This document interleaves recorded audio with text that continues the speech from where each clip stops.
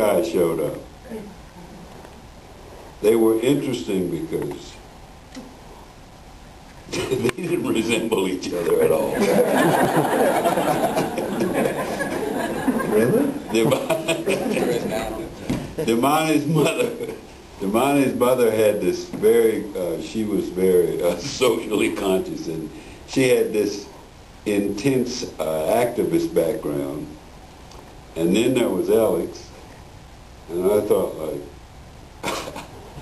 how these two guys get to know each other, you know what I mean? So I just kind of threw that in. So you were curious to see how. And then there was John Fine.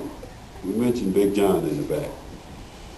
One of my favorite parts of the whole process, because, you know, I would get kind of tired. You know, so, well, let's go up this mountain and, you know, and look at these coal mines and all that stuff. And I thought, like, you know, I dedicated my life to getting out of here. And now you guys brought me back to this stuff. And we were like jumping over the creek. And I think you saw one of my childhood friends walking on this rickety old bridge on the railroad track. So one relief for me, we were in this neighborhood, and there was this lady. It was, well, I'll borrow a phrase from Jamie Foxx, who said about somebody, I don't know if she's a crackhead, but she was crack-ish.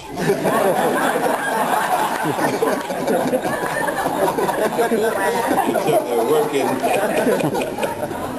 So, and she was talking and running about, and then she walked up to John Fine, and she looked him right in the face. And fortunately, they were at the right height to where they could make good eye contact. And she looked at him and she says, "You pretty." So that's old pretty John Fine. So you have these two guys, and then you got John Fine. And if you hang around them and some of the other people, if you look deeply into them, none of them look like they belong with each other. So that made it interesting. Eddie Merritt is here as well. Eddie, we have to, where's Eddie?